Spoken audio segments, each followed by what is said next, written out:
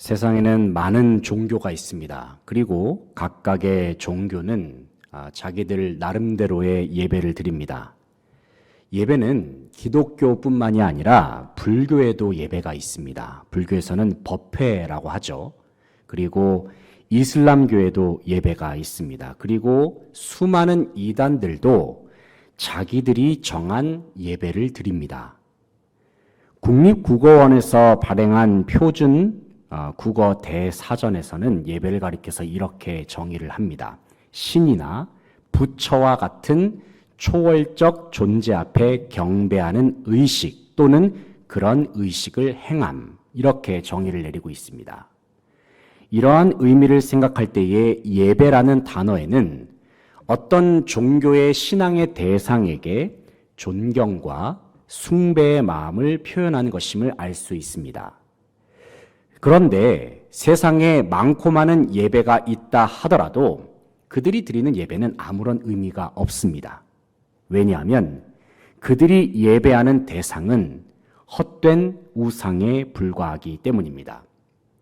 이 말을 바꿔 말하면 세상에 많은 종교가 섬기는 신들은 엄밀히 말하면 예배할 가치가 없는 대상들입니다. 그 이유가 무엇입니까? 왜냐하면 그들이 섬기는 신들은 모두 다 피조물에 불과하기 때문입니다. 그들은 하나도 빠짐없이 다 불완전하고 다 유한합니다. 반면에 우리가 예배하는 하나님은 어떤 분이십니까? 우리가 예배하는 하나님은 완전하신 분이십니다. 우리가 예배하는 하나님은 피조물이 아니라 창조주이십니다. 그리고 우리가 예배하는 하나님은 스스로 존재하시는 하나님이십니다. 출애굽기 3장 14절을 보면 하나님께서 불타는 떨기나무 가운데 모세에게 나타나시죠. 그리고 하나님은 모세에게 이렇게 말씀하십니다. 나는 스스로 있는 자이니라. 그렇게 하나님께서 말씀하십니다. 이 말씀이 의미하는 바가 무엇입니까? 스스로 있는 자라는 말은 그 누구에게도 창조되지 않는 존재라는 사실을 의미합니다. 또 스스로 있는 자라는 말에는 하나님이 영원 전부터 영원까지 계시는 분이심을 의미합니다. 그리고 이 표현 속에는 하나님의 능력이 전지전능하시다, 무한하시다라는 속성까지도 포함하고 있습니다. 그렇기 때문에 하나님이 스스로 계시다라는 말은 오직 하나님만이 모든 사람들의 예배를 받으실 유일한 분이심을 의미하는 말입니다. 바로 이러한 의미에서 우리가 스스로 계신 하나님을 예배할 수 있다는 것은 그 무엇과도 비교할 수 없는 특권입니다. 왜냐하면 우리는 정말로 예배를 받으시기에 합당하신 유일한 분에게 예배를 드리고 있기 때문입니다. 오늘 본 말씀에서 시편 기자는 이스라엘로 하여금 능력의 하나님을 찬송하고 높여드릴 것을 말씀하고 있습니다. 특별히 시편 81편에 대하여 여러 성경학자들은 이렇게 말합니다. 이스라엘의 절기 때에 회중들이 함께 모였던 예식 때에 낭송한 시였을 것이다. 주로 예배 때에, 예배 예식 때에 낭송한 시였을 것으로 많은 성경학자들이 보고 있습니다. 우리는 시편 기자가 전해주는 말씀을 통해서 하나님을 예배하는 것이 세상의 여러 예배들과 구별되는 몇 가지의 차이점을 발견할 수 있습니다. 이 시간 말씀을 함께 묵상하면서 우리가 드리고 있는 이 예배의 고유한 특성이 무엇인지 함께 살펴보면서 모든 삶의 영역에서 다시금 예배를 회복하고 더욱 충만한 예배로 주님 앞에 영광을 돌려드리는 저와 여러분 되시기를 소망합니다. 첫째는 예배는 하나님의 말씀에 근거하는 시간입니다. 하나님의 말씀에 근거한 시간. 4절 말씀을 같이 한번 읽어보겠습니다. 4절 시작. 이는 이스라엘의 율례요 야곱의 하나님의 규례로다. 아멘. 4절을 보면 이는 이스라엘의 율례요 야곱의 하나님의 규례로다 말씀합니다. 여기서 율례라는 단어는 하나님께서 명하신 불변의 법이라는 뜻이 있습니다. 하나님께서 명하신 불변의 법, 이것이 율례입니다. 또 규례라는 단어는 어떤 의무를 요구하는 법률적인 판결이라는 의미가 있습니다. 그렇다면 무엇이 율례이고 무엇이 규례일까요? 그것은 하나님을 찬양하며 하나님을 예배하는 것이 주님께서 명하신 율례, 하나님께서 명하신 불변의 법, 그리고 규례라는 사실을 시편 기자는 말하고 있습니다. 한번 1절부터 3절까지의 말씀을 같이 읽어보겠습니다. 무엇이 율례이고 규례인지 1절부터 3절까지의 내용에서 우리가 의미를 찾을 수가 있습니다. 1절부터 3절까지 같이 읽겠습니다. 시작. 우리의 능력이 되시는 하나님을 향하여 기쁘게 노래하며 야곱의 하나님을 향하여 즐거이 소리칠지어다. 실을 읊으며 소고를 치고 아름다운 수금의 비파를 아우를지어다. 초하루와 보름과 우리의 명절에 나팔을 불지어다. 아멘. 1절을 보면 시편 기자는 예배의 대상이신 하나님을 가리켜서 우리의 능력이 되시는 하나님이라고 부르고 있습니다. 그러면서 2절에서 시편 기자는 이스라엘이 하나님을 찬양할 때에는 시와 다양한 악기로 하나님을 찬양할 것을 말씀합니다. 시와 다양한 악기, 가능한 한 모든 방법을 총동원해서 하나님을 예배하라는 의미입니다. 이어지는 3절 말씀을 보시면 초하루와 보름과 우리의 명절에 나팔을 불지어다 말씀합니다. 하나님을 찬양하는 것은 날마다 시도 때도 없이 계속해서 하나님을 찬양하고 예배해야 함을 강조하는 표현입니다. 본문 1절부터 3절까지의 내용을 다시 정리해보면 이렇습니다. 하나님의 백성이 하나님을 찬양하고 하나님을 예배하는 일은 첫째로는 때와 장소에 상관없이 해야 한다는 것입니다. 그리고 두 번째로는 모든 방법을 총동원해서 주님을 예배해야 한다. 다시 말해서 주님을 예배해야 할 때는 최선을 다하라는 것이죠. 왜 하나님을 찬양할 때에 다양한 악기까지 동원해야 합니까? 왜 하나님을 찬양할 때에 아름다운 시적인 언어도 사용해야 합니까? 그리고 왜 하나님을 찬양할 때에 매 순간 하나님을 찬양해야 합니까? 왜냐하면 하나님을 찬송하고 예배하는 것은 하나님께서 이스라엘에게 명령하신 율례이고 규례이기 때문입니다. 하나님의 말씀에 그렇게 기록되었다는 말입니다. 이런 의미에서 하나님을 찬송하고 예배하는 것은 결코 선택사항이 될 수 없습니다. 쉽게 말하면 하나님을 예배하는 것은 해도 되고 안 해도 되는 그러한 문제가 아니라는 것입니다. 왜냐하면 하나님께서는 주님께서 자기 백성으로 삼으신 모든 사람들로 하여금 마땅히 하나님을 찬송하고 예배할 것을 명령하셨기 때문입니다. 이사야서 43장 21절을 보면 하나님께서는 이스라엘을 가리켜서 이렇게 말씀하시죠. 이 백성은 내가 나를 위하여 지었나니 나를 찬송하게 하려 함이니라. 시편 66편 4절을 보면 이렇게 말씀합니다. 온 땅이 주께 경배하고 주를 노래하며 주의 이름을 노래하리이다 할지어다 말씀합니다. 그리고 시편 150편 6절을 보면 이런 말씀이 있죠. 호흡이 있는 자마다 여호와를 찬양할지어다 할렐루야 말씀합니다. 방금 읽은 말씀 이외에도 성경에는 하나님을 찬양하고 예배하는 것이 마땅한 일임을 강조한 구절이 더 많이 있습니다.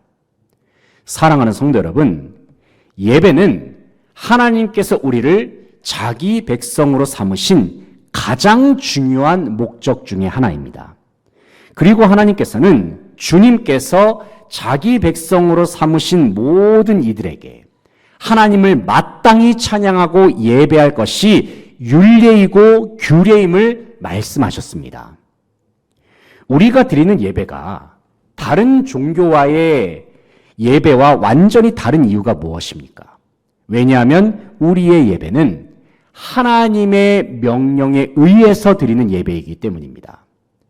하나님께서 저와 여러분에게 이렇게 말씀하십니다. 하나님을 예배해라. 나를 예배해라. 하나님께서 우리에게 명령하셨습니다.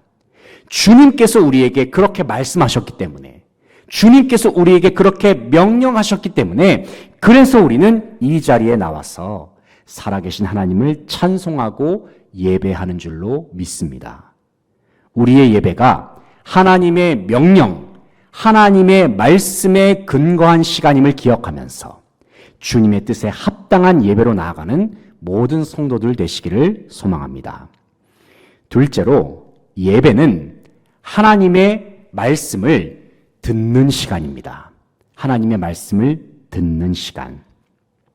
조금 긴 분량이긴 하지만 5절부터 12절까지 꽤 많은 절수가 되겠는데, 5절부터 12절까지의 말씀을 한번 쭉 읽어보겠습니다. 그러면서 우리가 이 말씀을 읽을 때 어떤 단어가 계속해서 반복이 되는지 그것을 유의하면서 5절부터 12절까지 함께 읽었으면 좋겠습니다. 5절부터 12절까지 시작. 하나님이 애굽 땅을 치러 나아가시던 때에 요셉의 족속 중에 이를 증거로 세우셨도다. 거기서 내가 알지 못하던 말씀을 들었나니 이르시되 내가 그의 어깨에서 짐을 벗기고 그의 손에서 광죄를 놓게 하였도다. 내가 고난 중에 부르짖음에 내가 너를 건졌고 우레소리의 은밀한 곳에서 내게 응답하며 무리바 물가에서 너를 시험하였도다. 내 백성이여 들으라. 내가 내게 증언하리라. 이스라엘이여 내게 듣기를 원하노라. 너희 중에 다른 신을 두지 말며 이방 신에게 절하지 말지어다. 나는 너를 애굽 땅에서 인도하여 낸 여호와 내 하나님이니 내 입을 크게 열라 내가 채우리라 하였으나 내 백성이 내 소리를 듣지 아니하며 이스라엘이 나를 원하지 아니하였도다. 그러므로 내가 그의 마음을 완악한 대로 버려두어 그의 임의대로 행하게 하였도다. 아멘. 제가 좀 몇몇 단어를 제가 좀 강하게 좀 티나게 제가 읽은 표현들이 몇 가지가 있습니다. 방금 읽은 5절부터 12절까지의 말씀은 시편 기자가 하나님을 찬양하는 예배자들에게 전하는 일종의 설교 말씀과도 같습니다. 그런데 이 말씀 속에서 시편 기자가 예배자들에게 계속해서 강조하는 단어 한 가지가 있어요. 그 단어는 바로 듣다라는 단어입니다. 듣다. 5절의 하반절을 보면 거기서 내가 알지 못하던 말씀을 들었나니 말씀하죠. 또 8절의 상반절을 보면 내 백성이여 들으라 말씀하고 있습니다. 이어지는 8절의 하반절에서는 이스라엘이여 내게 듣기를 원하노라 말씀합니다. 그리고 11절 말씀 보시면 내 백성이 내 소리를 듣지 아니하며 말씀하고 있습니다. 우리는 방금 읽은 말씀에서 듣다와 관련된 동사가 무려 4번이나 나오고 있음을 확인할 수 있죠. 이처럼 시편 기자가 듣다라는 동사를 계속해서 사용하는 이유는 이스라엘은 하나님의 말씀을 들어야 하는 백성이기 때문에 그렇습니다. 하나님께서 이스라엘을 자기 백성으로 선택하신 이후에 그들에게 말씀을 주셨습니다. 신명기 6장을 보면은 모세는 이스라엘 백성들에게 이렇게 설교를 합니다. 하나님의 말씀을 마음에 새기고 자녀들에게 그 말씀을 부지런히 가르치고 또 그 말씀을 기억하기 위해서 말씀을 적은 것을 손목에 메고 이마에 붙이고 집안의 문설주와 바깥문에도 기록하라. 모세가 계속해서 말씀에 대해서 강조를 합니다. 그렇다면 왜 이스라엘은 이렇게까지 하면서 하나님의 말씀을 가까이 해야 했을까요? 왜냐하면 말씀을 가까이 하는 것만이 이스라엘에게 진정한 복을 가져다 줄 수 있기 때문입니다. 신명기 6장 24절을 보면 모세는 이스라엘이 하나님의 말씀을 가까이 해야 하는 이유를 다음과 같이 설명해 주고 있습니다. 신명기 6장 24절 말씀입니다. 함께 읽어보겠습니다. 시작. 여호와께서 우리에게 이 모든 규례를 지키라 명령하셨으니 이는 우리가 우리 하나님 여호와를 경외하여 항상 복을 누리게 하기 위하심이며 또 여호와께서 우리를 오늘과 같이 살게 하려 하심이라. 아멘. 이 말씀의 중간 부분을 보시면 이는 우리가 하나님께서 규례를 지키라 명령하셨는데 이는 우리가 우리 하나님 여호와를 경외하며 항상 복을 누리게 하기 위하심이다 말씀하고 있죠. 항상 복을 누리게 하시기 위해서. 우리는 모세가 전하는 말을 통해서 하나님의 말씀은 주님의 백성들이 복을 누리는 통로가 된다는 것을 확인할 수 있습니다. 그러므로 이스라엘은 하나님의 말씀을 들어야 합니다. 이스라엘은 말씀을 통해서 하나님이 어떤 분이신지 알아야 합니다. 그리고 이스라엘은 하나님께서 그들을 어떻게 구원하셨고 그들을 향하여 어떠한 계획을 가지고 계시는지 말씀을 통해서 늘 확인하면서 기억하고 있어야 합니다. 만약에 하나님의 백성에게 말씀이 없다면 어떻게 될까요? 말씀이 사라져버린 백성은 그때부터 자기 생각과 자기 고집대로 살게 됩니다. 한마디로 말해서 제 멋대로 산다는 말입니다. 마치 사사기에 나오는 이스라엘의 모습처럼 자기 소견에 오른 대로 살게 된다는 말씀입니다. 본문 11절, 12절 말씀을 한번 읽어보겠습니다. 11절, 12절 말씀. 함께 읽겠습니다. 시작.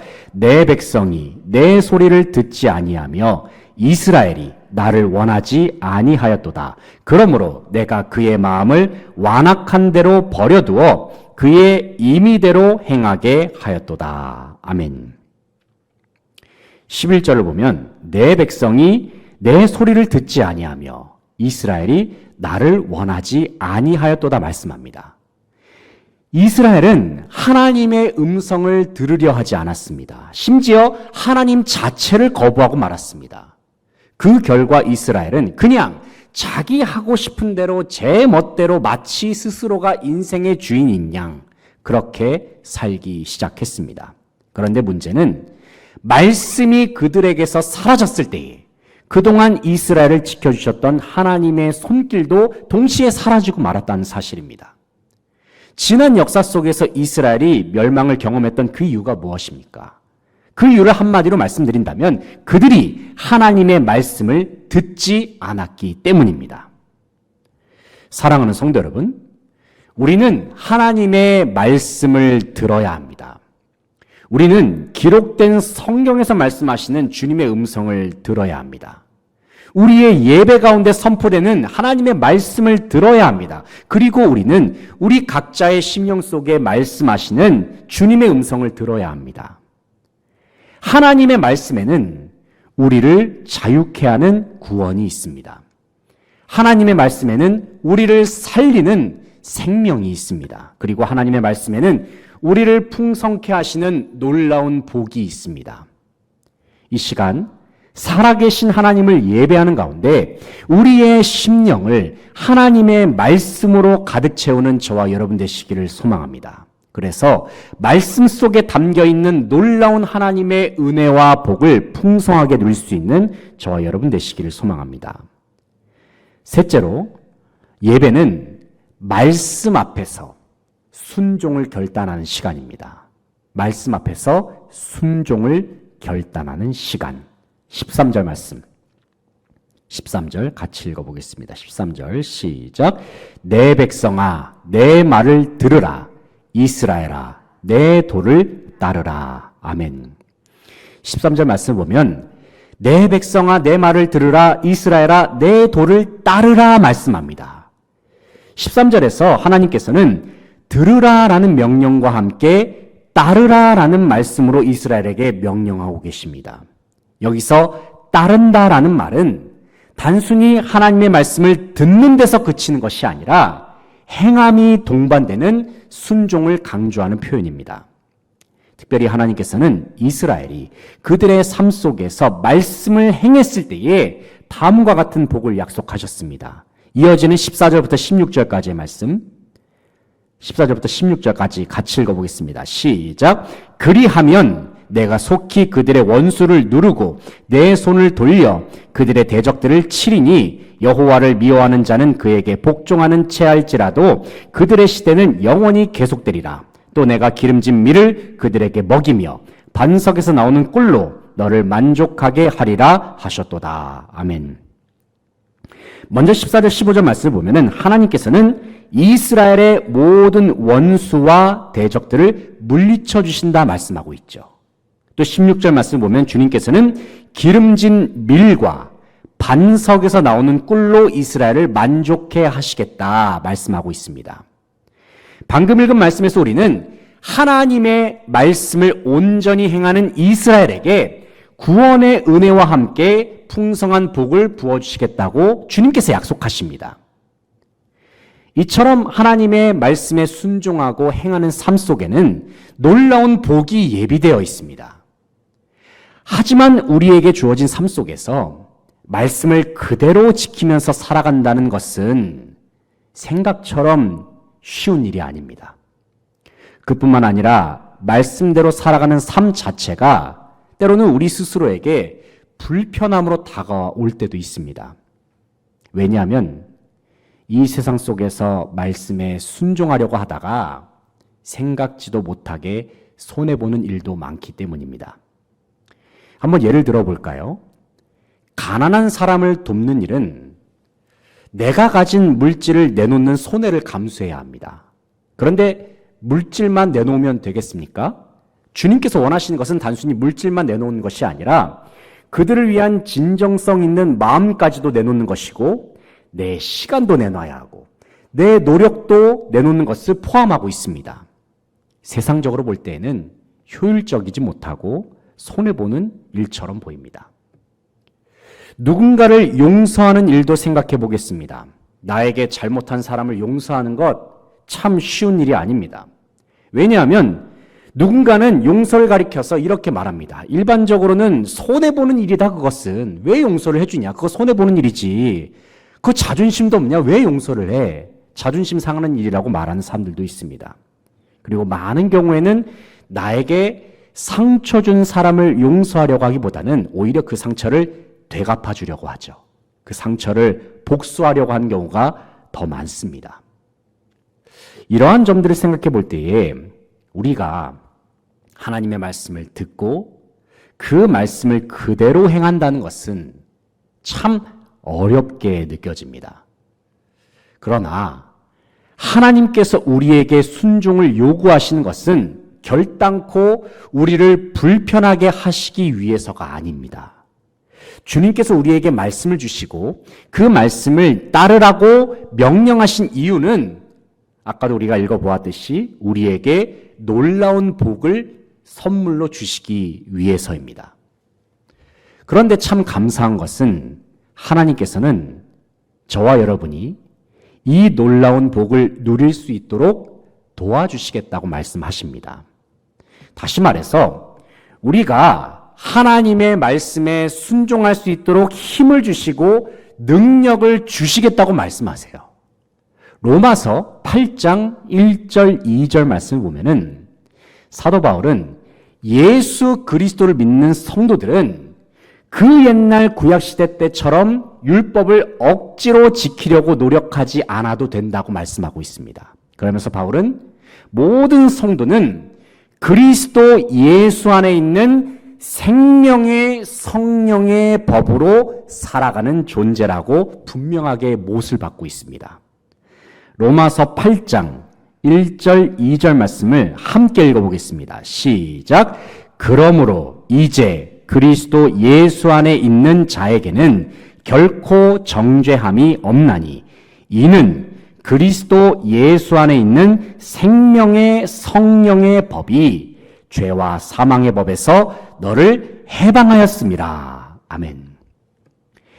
이 말씀에서 바울이 강조한 것이 무엇입니까? 그것은 성도가 하나님의 말씀에 순종한 것은 우리가 가진 육신의 힘으로 율법을 지키는 삶이 아니라는 것입니다. 우리의 마음에 계시는 성령님께서 주시는 능력, 성령님께서 주시는 말씀으로 가능케 됨을 강조하고 있습니다. 사랑하는 성도 여러분, 말씀을 지키는 길에는 놀라운 은혜와 복이 예비되어 있습니다. 하나님께서는 저와 여러분이 진정 주님께서 준비한 풍성한 복을 누리기를 원하고 계십니다. 그래서 하나님은 우리가 이 모든 복을 다 누릴 수 있도록 특별히 우리의 마음 가운데 성령님을 보내주셨습니다. 성령님께서 주시는 힘과 능력, 생명의 성령의 법으로 말미암는 그 능력에 힘입어서 주님의 말씀을 온전히 준행함으로 인하여 주님께서 예비하신 풍성한 삶을 다 함께 누릴 수 있는 모든 성도들 되시기를 간절히 바라고 소망합니다. 이제 말씀을 맺겠습니다. 사랑하는 성도 여러분, 우리는 지금 하나님을 예배하고 있습니다. 하나님을 예배하는 일은 다른 종교에서 예배하는 일과는 비교할 수 없을 만큼의 가치가 있는 일입니다. 왜냐하면 우리가 예배하는 대상이 되시는 하나님께서는 오직 유일한 하나님이요 가장 높으신 하나님이시기 때문입니다. 하나님께서는 주님의 백성들로 하여금 하나님을 찬양하고 예배할 것을 말씀하셨습니다. 하나님께서는 자기 백성들에게 주님의 말씀을 들으라라고 말씀하셨죠. 그리고 하나님께서는 자기 백성으로 하여금 말씀을 지키면서 살라고 말씀하셨고 또 그 말씀을 지킬 수 있도록 성령을 의지하라고 말씀하셨습니다.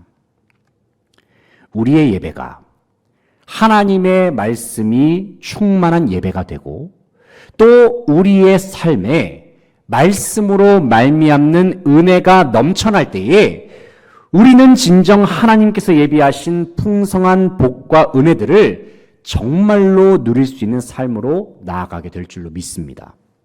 우리로 하여금 지존하신 하나님을 예배하는 삶으로 인도하신 주님의 뜻을 기억하면서 매일의 삶 속에서 주님을 찬송하고 예배함으로 인하여 주님께 큰 영광을 돌려드릴 수 있는 이 자리에 함께한 모든 수지강성의 성도들 다 되시기를 간절히 바라고 소망합니다. 기도하시겠습니다.